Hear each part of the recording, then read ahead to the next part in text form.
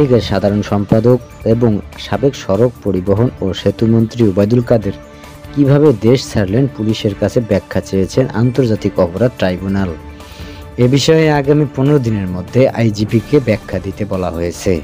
আজ মঙ্গলবার আন্তর্জাতিক অপরাধ ট্রাইব্যুনালের গণহত্যা সহ মানবাধিকার বিরোধী অপরাধ সংগঠনের অভিযোগের দায়ে হওয়া মামলার শুনানি শেষে chief prosecutor advocate Mohammad Tajul Islam এসব কথা বলেন।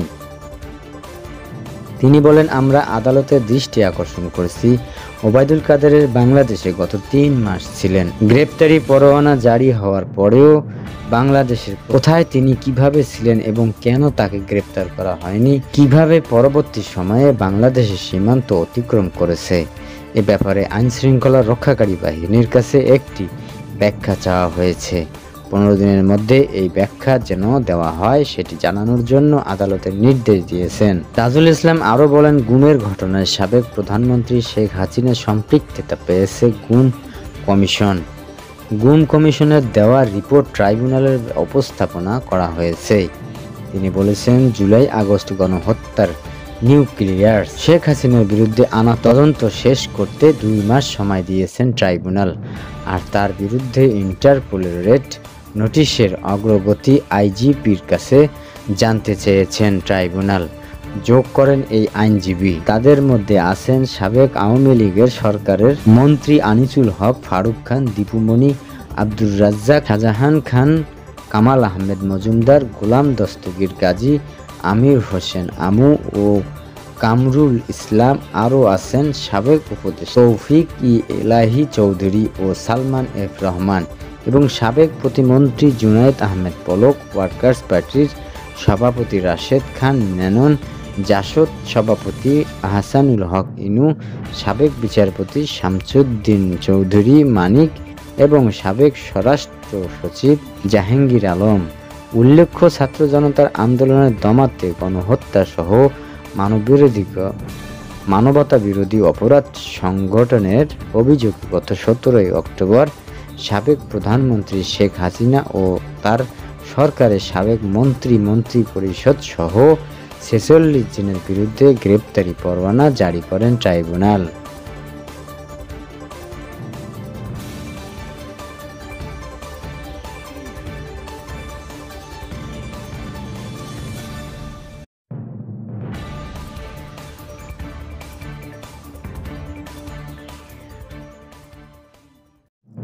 আগামী 19 ডিসেম্বরের মধ্যে রেলওয়ে স্থায়ী গেট কিপার ও ওমেনদের বকেয়া বেতন দেওয়া হবে। কর্তৃপক্ষের এমন আশ্বাস পেয়ে রেলপথ ছেড়ে দিয়েছেন অবরোধকারীরা।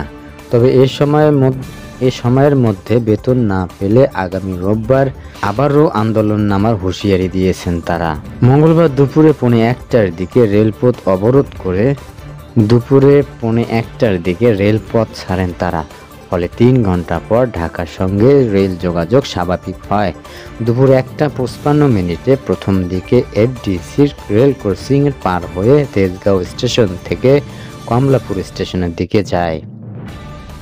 এর আগে সকাল 10টার দিকে রাজধানীর কাউরান বাজারের এফডিসির রেল গেট অবরোধ করে রেলওয়ের অস্থায়ী গেটকিপার ও ওমেনরা। এতে ঢাকার সঙ্গে পূর্বাঞ্চল ও পশ্চিমাঞ্চলের রুটের ট্রেন চলাচল বন্ধ হয়ে যায়।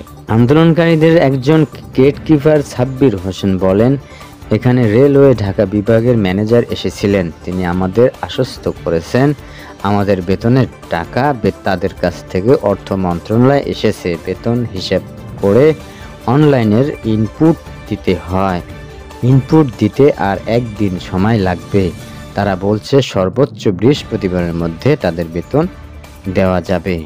এ সময় তিনি হুঁশিয়ার করে দিয়ে বলেন, যদি বৃহস্পতিবারের মধ্যে আপনাদের বেতন দেওয়া না হয় তাহলে আগামী রোববার সকালে আবারও এই আন্দোলন করা হবে।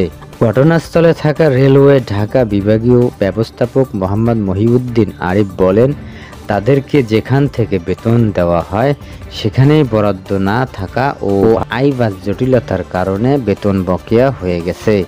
আমরা এখন বরাদ্দ পেয়েছি, শুধু আইবাসে ইনপুট দেওয়ার কাজটুকু বাকি আছে। আগামী 2 দিনের মধ্যে বেতন দেওয়া হয়ে যাবে।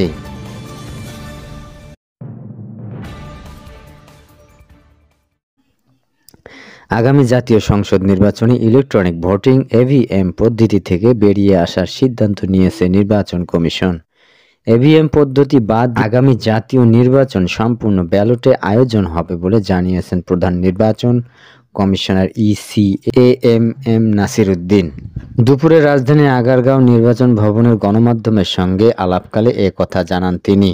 প্রধান নির্বাচন কমিশনার বলেছেন, জাতীয় নির্বাচনের জন্য আমরা প্রথম দিন থেকেই প্রস্তুতি নিতে শুরু করেছি। প্রধান উপদেষ্টা জাতীয় নির্বাচনের যে সময়সীমার ইঙ্গিত দিয়েছেন সেই অনুযায়ী নির্বাচন পরিচালনার জন্য আমাদের সব ধরনের প্রস্তুতি রয়েছে। তিনি আরও জানান কমিশন জাতীয় সংসদ নির্বাচনকেই প্রাধান্য দিচ্ছে। স্থায়ী সরকার নির্বাচনের বিষয়ে প্রধান উপদেষ্টার কাছ থেকে এখনো কোনো নির্দেশনা আসেনি। ভোটার তালিকা প্রসঙ্গে তিনি বলেন, বর্তমানে বিদ্যমান ভোটার তালিকায় অনেক অসঙ্গতি রয়েছে। 2 মাসের মধ্যে সংশোধিত চূড়ান্ত ভোটার তালিকা তৈরি করা হবে। নতুন তালিকা তৈরির জন্য বাড়ি বাড়ি গিয়ে তথ্য সংগ্রহ করা হবে। মৃত ভোটারদের তালিকা বাদ দেওয়া হবে। অনুপস্থিত বা বিদেশে থাকা ভোটারদের তথ্য যাচাই ও ডুপ্লিকেট ভোটার শনাক্ত করে তালিকা সংশোধনের কাজ করা হবে। এর আগে গতকাল সোমবার নির্বাচন কমিশনার তাহমিদা আহমেদ বলেন, 2025 সালের শেষে বা 26 সালের জানুয়ারিতে জাতীয় নির্বাচন আয়োজন করতে প্রস্তুত হয়েছে বাংলাদেশ নির্বাচন কমিশন। ওই দিনেই সকালে মহান বিজয় দিবস উপলক্ষে জাতির উদ্দেশ্যে দেওয়া ভাষণে অন্তর্বর্তী সরকারের প্রধান উপদেষ্টা ডক্টর মোহাম্মদ ইউনূস জানিয়েছেন, সংস্কার ও ভোটার তালিকা নির্ভুলভাবে প্রণয়ন সাপেক্ষে 2025 সালের শেষ দিকে অথবা 26 সালের প্রথমার্ধে জাতীয় নির্বাচন হতে পারে।